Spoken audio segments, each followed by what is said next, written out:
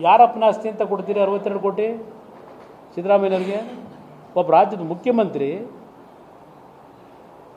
ಅಯ್ಯೋ ನನ್ನ ಜಮೀನು, ನನ್ನ ಪತ್ನಿ ತಗೊಂಡಿರೋ ಜಮೀನು, ಅದು ಖರೀದಿ ಮಾಡಿರೋದು 62 ಕೋಟಿ ಕೊಟ್ಬಿಟ್ರಿ, ಈಗಲೂ ತಗೊಂಡ್ಬಿಡ್ಲಿ,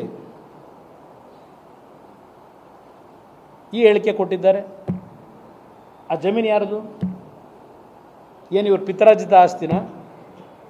ಇಲ್ಲ ದಾನ ಕೊಟ್ರಲ್ಲ ಇವ್ರ ಹೆಂಡತಿ ತಮ್ಮ, ಅವ್ರು ಸಂಪಾದನೆ ಮಾಡಿದ್ದ ಆಸ್ತಿನ, ಪಿತರಾಜಿತ ಆಸ್ತಿನ? ಅದು ಫುಲ್ ಡಾಕ್ಯುಮೆಂಟ್ ಇಟ್ಟಿದ್ದೀನಿ ನಾನು, ಬರೀ ಬಾಯಲ್ಲಿ ಹೇಳಲ್ಲ, ಹಿಟ್ ಅಂಡ್ ರನ್ ಹೇಳ್ತೀರಿ. ಹಾಂ,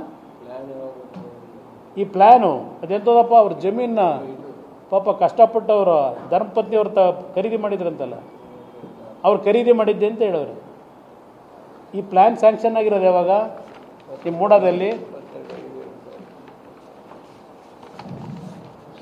ಇದೆಯಲ್ಲ ಈ ಪ್ಲ್ಯಾನು, ಇದು ಯಾವಾಗ ಸ್ಯಾಂಕ್ಷನ್ ಆಗಿರೋದು? ಆ ಕಡೆ ಹಿಡ್ದಿರ್ಕೊ, ಆ ಕಡೆ ಈ ಕಡೆ ಹಿಡ್ಕೊ. ಯಾವಾಗ ಸ್ಯಾಂಕ್ಷನ್ ಆಗಿದೆ ಪ್ಲ್ಯಾನು?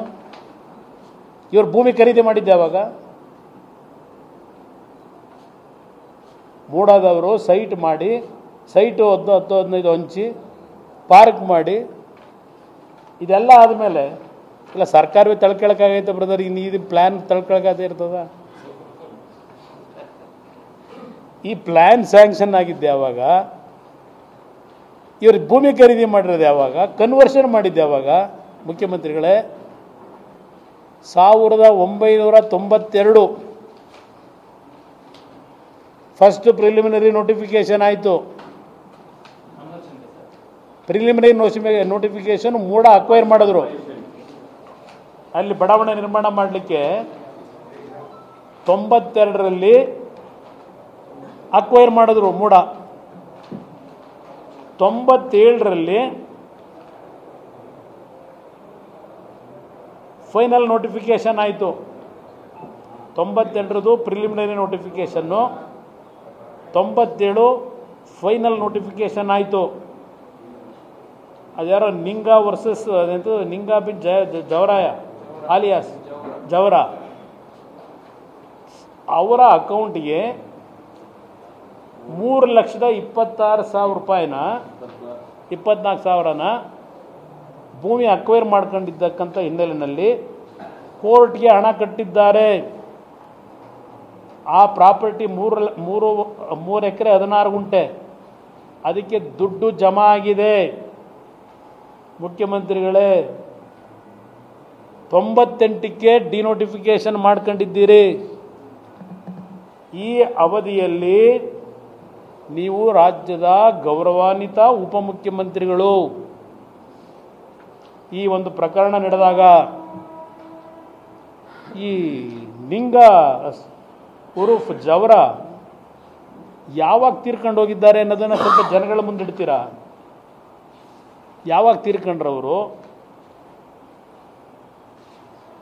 ಆ ಜಮೀನು ಪೌತಿ ಕಾಯ್ದೆ ಎಂಥದ್ದು, ಅದು ಏನು ಹೇಳ್ತಿರ್ಬೋದು, ಪೌತಿ ಖಾತೆಯಲ್ಲಿ ಆ ದೇವರಾಜಿಗೆ ಯಾವಾಗ ಸೇರ್ತದೋ, ಯಾವ ಇಸ್ವಿನಲ್ಲಿ? ಸತ್ತೋದನ ಹೆಸರಿಗೆ ಡಿನೋಟಿಫಿಕೇಶನ್ ಮಾಡೋಕ್ಕೆ ಸಾಧ್ಯವಾ? ಸತ್ತಿರ್ತಕ್ಕಂಥ ವ್ಯಕ್ತಿ ಹೆಸರಿಗೆ ಡಿನೋಟಿಫಿಕೇಶನ್ ಮಾಡೋಕ್ಕೆ ಸಾಧ್ಯವಾ? ಇದು ಇದೇ ಥರ ಒಂದು ನಮ್ಮ ಉಪಮುಖ್ಯಮಂತ್ರಿಗಳು ಮಾಡ್ಕೊಂಡು, ಅಲ್ಲೊಂದಿದೆ ಬೆನಗನಹಳ್ಳಿಲಿ, ಸತ್ತರ ಹೆಸರನ್ನ ಡಿನೋಟಿಫಿಕೇಶನ್ ಮಾಡಿಸ್ಕೊಂಡ್ರೆ ಅವರು ಒಬ್ಬರು ಮಹಾನುಭಾವರು, ಬಹುಶಃ ಅವರೇ ಹೇಳ್ಕೊಟ್ಟಿರ್ಬೇಕು ಈ ಥರ ಮಾಡ್ಬೋದು ಅಂತೇಳಿ. ಹಣ 1997ನಲ್ಲಿ ಮೂಡಾದಿಂದ ದುಡ್ಡನ್ನು ಕೋರ್ಟ್ಗೆ ಕಟ್ಟಿದ್ದಾರೆ. ಏನು ಹೇಳಿ ನಿಮ್ಗೆ ಡೌಟ್? ಲಿಂಗ ಆಲಿಯಾಸ್ ಜವರ,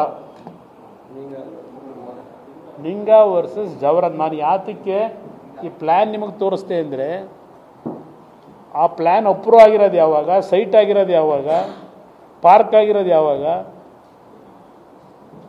98ರಲ್ಲಿ ಡಿನೋಟಿಫಿಕೇಶನ್ ಆದಾಗ ನಿಂಗ ಬದುಕಿದ್ರು ಸತ್ತಿದ್ರು, ಅದು ಜನಗಳ ಮುಂದೆ ಇಡಬೇಕಲ್ಲ ಸರ್ಕಾರ. ಯಾರು ಅರ್ಜಿ ಕೊಟ್ಟವರು ಡಿನೋಟಿಫಿಕೇಷನ್ಗೆ? ಡಿನೋಟಿಫಿಕೇಶನ್ ಅರ್ಜಿ ಕೊಟ್ಟರು ಯಾರು? ಮಾಡಿಕೊಡಿ ಅಂತ.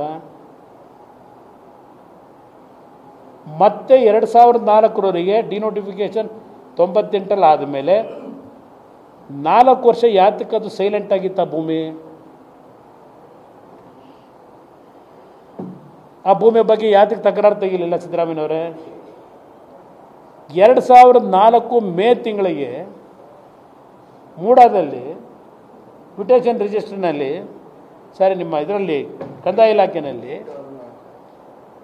8/6 ಭೌತಿಕತೆ ಇದು ಯಾಕೆ ಕೇಳಿದೆ ಅಂದರೆ, ಈಗಾಗಲೇ ಮ್ಯೂಟೇಷನ್ ಆದೇಶದ ವಿವರ ಈಗಾಗಲೇ IHR 8/92-93 ಮೇರೆಗೆ ಭೌತಿಕತೆ ಜಿ ದೇವರಾಜರವರ ಹೆಸರಿಗೆ ಅಂಗೀಕರಿಸಿದ್ದು ಪಾಣಿಯಲ್ಲಿ ಇಂಡೀಕರಿಸಲು ದೃಢೀಕರಿಸಿದೆ. 92-93ರಲ್ಲಿ ಭೌತಿಕತೆ ದೇವರಾಜ ಹೆಸರಲ್ಲಿದೆ. ಭೌತಿಕತೆ ಮಾಡೋದು ಯಾವಾಗ ಬ್ರದರ್? ಹಾಂ, ಅಪ್ಪ ಸತ್ತ ಮೇಲೆ ಮಾಡೋದಲ್ವಾ ಭೌತಿಕತೆನ? ಸ್ವಲ್ಪ ಒಂಚೂರು ಟೆಕ್ನಿಕಲ್ ಹೇಳಿ ಬ್ರದರ್, ಯಾರಾದರೂ ಮುಖ್ಯಮಂತ್ರಿಗಳು ಸ್ವಲ್ಪ ಜನಕ್ಕೆ ಹೇಳಕ್ಕೆ ಹೇಳಿ, ಭೌತಿಕತೆ ಯಾವಾಗ ಮಾಡ್ತಾರೆ ಅಂತ ಅಲ್ವೇ? ಭೌತಿಕತೆ ಇದಾಯ್ತಾ? ಹಾಂ, ಯಾವುದು 92ರಲ್ಲಿ ಅವರ ಹೆಸರಲ್ಲಿ ಇತ್ತು ಅಂತ ಅವ್ರು ಹೇಳ್ತಾರೆ.